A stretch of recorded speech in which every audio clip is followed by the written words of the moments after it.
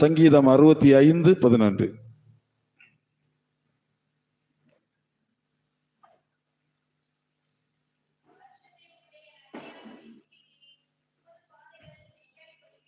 வருஷத்தை உம்முடைய நன்மையால் முடிசூட்டுகிறேன். உமது பாதைகள் நெய்யாய் பொழிகிறது. நெய் ரொம்ப விலை கூடின ஐட்டம், அதுதான் போட்டிருக்குதுல.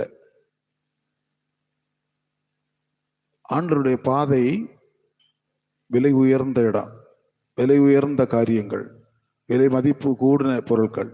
கீழே பார்த்துட்டு இருக்க கூடாது. எப்படி இருக்கணுமா? மேலானவைகளை கீழே பார்த்து நடக்கணும். அது வேற.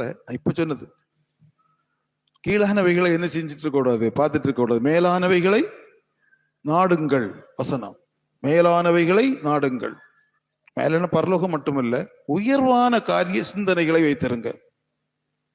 ஆண்டோடைய பாதை நெய்யாய் பொழிகிறது. வருஷத்தை உம்முடைய நன்மையால் ஆண்டவர் என்ன செய்கிறார்? முடிசூட்டுகிறார். இந்த வருஷத்தை அவருடைய நன்மையால், தீமை அல்ல, உங்களுக்கு நன்மை தருவதுதான் ஆண்டவருடைய சித்தம். இயேசு கிறிஸ்து இந்த உலகத்தில் இருக்கும்போது அவரை குறித்த சாட்சி என்ன? இயேசு கிறிஸ்து நன்மை செய்கிறவராகவே சுற்றி திரிந்தார். அவர் நன்மை செய்கிற எண்ணம் மட்டும்தான் அவருக்கு. அவருக்கு தீமை செய்கிற எண்ணம் கிடையாது. மனிதன் படுகிற கஷ்டத்துல அவனுக்கு நன்மை செய்யணும். அவனுடைய துன்பத்தில் அவனை நன்மை செய்தவனை மீட்டெடுக்கணும். நன்மையான ஈவுகளை கொடுக்கணும். நன்மையான ஈவு எங்க இருந்து வருது? ஜோதிகளின் பிதாவிட்டின் வாங்கி உங்களுக்கு நன்மை செய்யணும். நம்ம அவரை என்ன நினைச்சிருக்கிறோம்? அவரால் முடியும்னு நினைக்கிறோமா? முடியாதுன்னு நினைச்சிட்டு இருக்கிறோமா?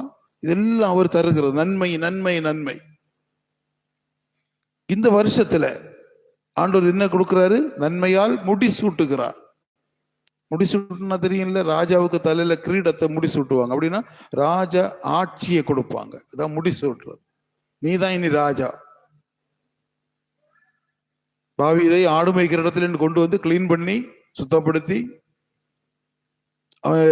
ராஜ வஸ்திரங்களை உடுத்து அதற்குரிய அபிஷேகத்தை ஊற்றி ராஜ இந்த தலையில வைக்கிறதான கிரீடத்தை வைத்து நீதான் இனி இந்த நாட்டுக்கு ராஜா. நம்முடைய ஆண்டவர் இங்க என்ன சொல்லுகிறாரு? என்னுடைய பிள்ளைகளை நான் என்ன செய்வேன்? நன்மையினால என்ன செய்வேன்? முடிசூட்டுவேன். இதெல்லாம் நம்ம தேடிட்டு இருக்கோம். இதை யாரு தர்றதுன்னு தேடிட்டு இருக்கிறோம். ஒருத்தராலையும் தர முடியாது. இயேசு கிறிஸ்து ஒருவரால் மட்டுமே முடியும். உலகத்தில் எந்த மனுஷனுக்கும் நன்மையால முடிசூட்ட முடியாது. அவனே நன்மை தேடிக்கிட்டு இருக்கிறவன், அவன் எப்படி தருவான்? முடியாது. உம்முடைய ஆண்டவர் சொல்கிறார், இந்த வருஷத்தை உம்முடைய நன்மையால் முடிசூட்டுகிறீர். இந்த வருஷம் போனது போகட்டும், அனுப்பி வச்சிட்டோம். இப்ப புதுசா உள்ள வந்திருக்கிறோம். 20 நிமிஷம் தான் ஆச்சு. ஆண்டவர் சொல்லுகிறார், இந்த வருஷத்தை நன்மையால் முடிசூட்டுவேன். எத்தனை பேருக்கு நன்மை வேண்டும்? அல்லேலூயா. ஆண்டவர் பார்க்கிறார். நம்ம கை தூக்கும் போது நானும் தூக்கிட்டேன் பத்தியலா. ஆண்டவர் பார்க்கிறாரு, உங்களுக்கு எல்லாம் தேவை. கையை பிடிச்சு ஒரு அடையாளம் போட்டு வச்சுட்டார். கர்த்தர் உங்களுக்கு நன்மையானதை செய்வார். அவர் சுத்த கண்ணன், தீமை இல்லாதவர், தீமை அறியாதவர். அவருடைய சாயலில் சிருஷ்டிக்கப்பட்டதான மனிதர்களாகிய நமக்கு நன்மை செய்வதே அவருடைய பிரியம். நம்மை ஆசீர்வதிப்பதுதான் அவருடைய விருப்பம், பிரியம்.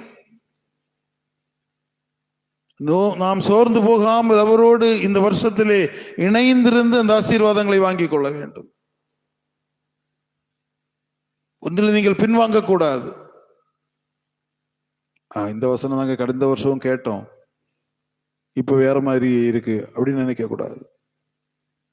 இந்த வருடத்திலே ஆண்டவர் நமக்கு அதை சொல்லுகிறார் என்றால் நிச்சயமாக இந்த வருடத்திலே ஆண்டவர் நமக்கு நன்மையால் முடிசூட்ட போகிறார். விலை உயர்ந்த பாதை வழியாக உங்களை கூட்டிக் கொண்டு போகிறார். நெய்யான பாதை, நெய் விலை கூடின சாதனம், எல்லாவற்றையும் விட விலை கூடின நெய். நம்ம நெய் இங்க கிடைக்கிற நெய்யை விட கூடின நெய் இன்னும் இருக்கு, விலை உயர்ந்த பொருள்.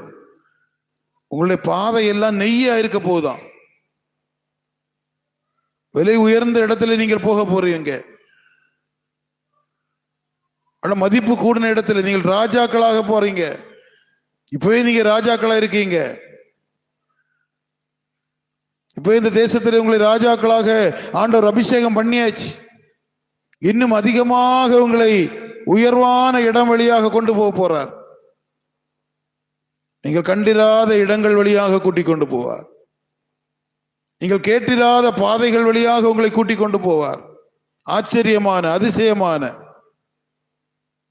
நீங்கள் விரும்பினீர்கள் ஆனால் கிடைக்கவில்லை என்று நினைச்சீங்க, அந்த வழியாக உங்களை கூட்டிக் கொண்டு போவார். ஆவிக்குரிய வாழ்க்கையிலையும் அப்படியே கூட்டிக் கொண்டு போவார். சகல நன்மைகளையும் உங்களுக்கு தருவார். நன்மையால உங்களை வர்ஷிக்க பண்ணுவார். ஆதியாகமம் 26:13 வாசிங்க.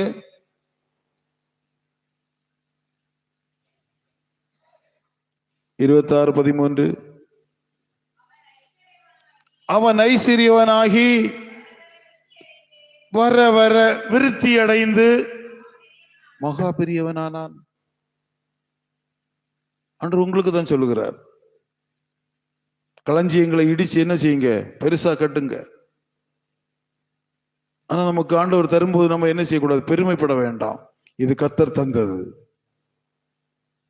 கர்த்தரினுடைய கரத்திலே தந்திருக்கிறார் என்று அவருக்கு நன்றி சொல்லுங்க. அந்த களஞ்சியத்திலே அது அங்கே இருக்கும். அவன் ஐஸ்வர்யனாகி வர வர, வரவு வர வர, செலவல்ல, வரவு வரது வர அவன் விருத்தி அடைந்தான். விருத்தி ஆனால் இம்ப்ரூவ்மெண்ட், பெரியவனானான். என்ன எழுதியிருக்கு, மகா பெரியவனானான். தேவனால் உள்ள ஆசீர்வாதம், இம்ப்ரூவ்மெண்ட். அவன் ஐஸ்வர்யன் ஆகினதோட விட்டுடல ஆண்டவர்.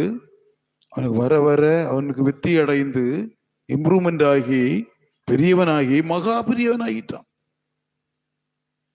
அந்த ஆசீர்வாதத்தை ஆண்டவர் இந்த 2025ஆம் ஆண்டிலே அன்பு சகோதரர்களை, சகோதரிகளை உங்களுக்காக வைத்திருக்கிறார். இந்த வசனத்தை அப்படியே பிடிச்சு வச்சுக்கிடுங்க. நீங்க அப்படி செய்ய வல்லமை உள்ள தேவனா எங்களுக்கு செய்யுங்க. நாங்கள் அதை நம்பிதான் வந்திருக்கிறோம்.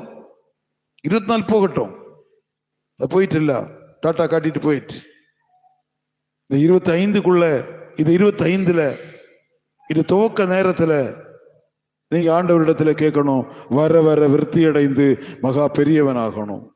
வெறும் ஐஸ்வர்யவானாக அல்ல, மட்டும் அல்ல. இது என்னுடைய பிள்ளைகளுக்கு சொல்லியது, குடிகாரனுக்கு சொன்னதல்ல, விபச்சாரக்காரனுக்கு சொன்னதல்ல, பொய் பேசுறவனுக்கு சொன்னதல்ல, திருடுகிறவனுக்கு சொன்னதல்ல, தேவனுடைய பிள்ளைகளுக்கு சொல்லி இருக்கிறது வசனம்.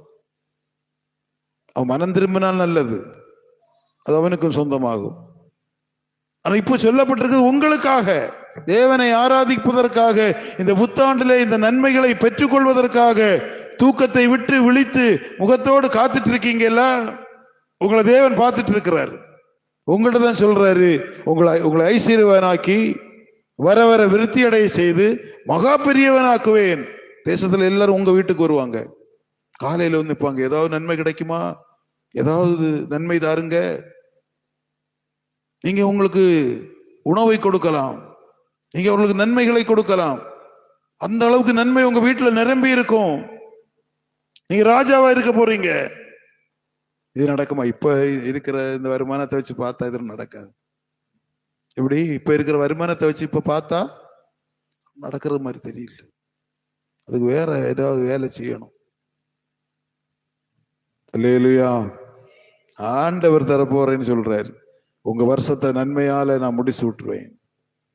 விடிச்சிட்டு ஜெபிக்கணும். ஆண்டவரே, பவுல் சொல்றாரு, ஜெபத்திலே நான் போராடுவது போல நீங்களும் என்ன செய்யுங்க, போராடி கேளுங்க. ஆண்டோட்ட அடியும் சண்டை வைக்க வேண்டாம். அப்பா தானே, கேளுங்க, கேட்டு கேட்டு வாங்குங்க. உங்களுக்கு நன்மையான எல்லாவற்றையும் ஆண்டவர் தருவார். ஆதியாகமம் 26:12 வாசிங்க.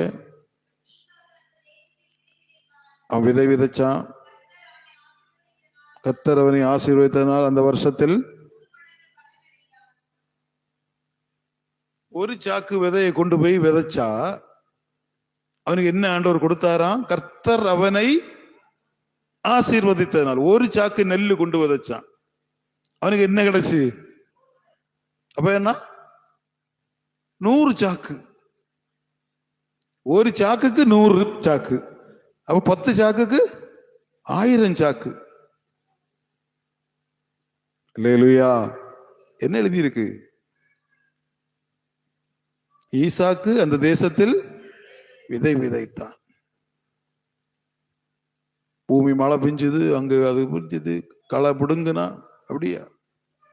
கர்த்தர் அவனை ஆசீர்வதித்ததினால்.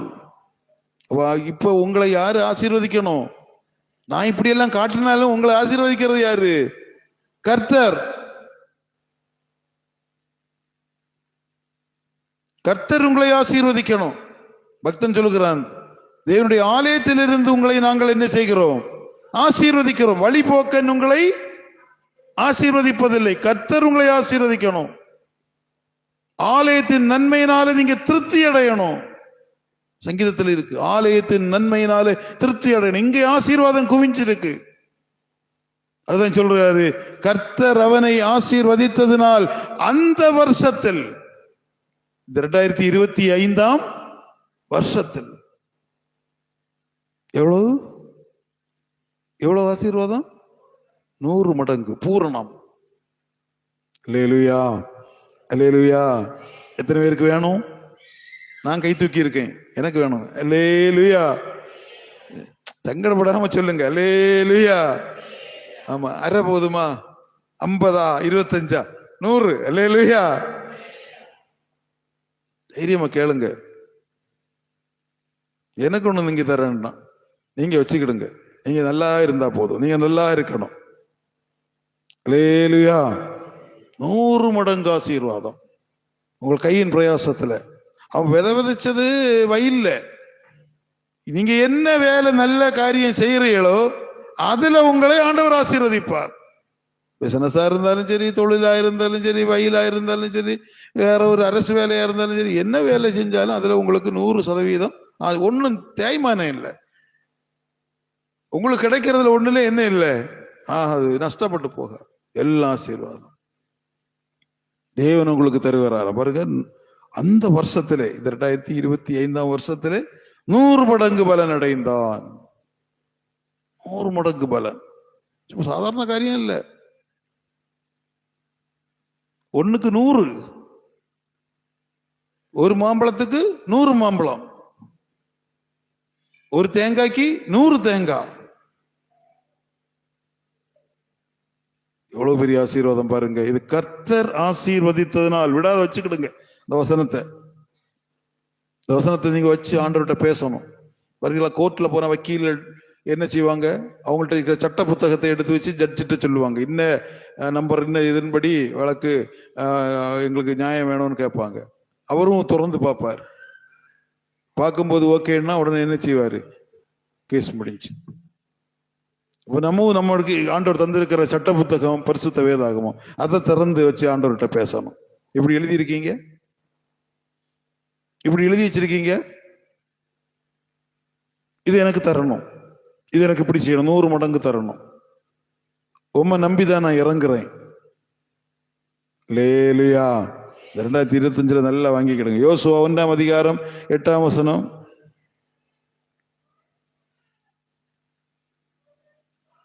யோசுவா 1:8.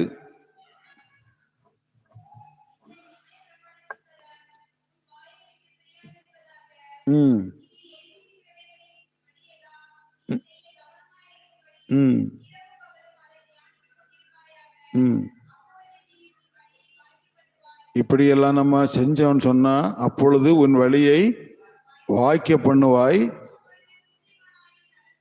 புத்திமானாயே நடந்து கொள்வாய். அன்றைய வசனத்தை நம்ம விட்டு விலக்காம இந்த வருஷத்துல நீங்க பாதுகாத்து கொள்ளணும். புத்திமானாய் நடந்து கொள்ள முடியும். எல்லா காரியத்திற்கும் ஆண்டவர் என்ன தருவாரு? புத்தி தருவாரு. ஐயோ, புத்தி இல்லையே, நம்ம என்ன செய்யறது அப்படின்னு அன்றைய வசனத்தின்படி நம்ம என்ன செய்யணுமா? நடக்கணும். நான் சொல்றேன், இந்த நியாயப்பிரமாண புத்தகம் உன் வாயை விட்டு என்ன செய்யறது? பிரிஞ்சிடக்கூடாது, இருக்கணும்.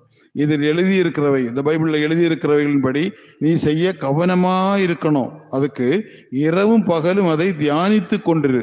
படிச்சதோட விட்டுறாத, அதை தியானம் பண்ணி அப்படியே தியானம் பண்ணி அப்படியே இரவும் பகலும். அப்பொழுது உன் வழியை வாய்க்க பண்ணுவாய். உன் வழி என்ன செய்யும்? வாய்க்கும். நீ செய்கிற காரியமெல்லாம், அவன் செய்வதெல்லாம் வாய்க்கும். அவன் நீர்கால்களின் ஓடமாய் நடப்பட்டவன், அவன் செய்வதெல்லாம் வாய்க்கும். அப்ப புத்திமானாய் நீ நடந்து கொள்வாய்.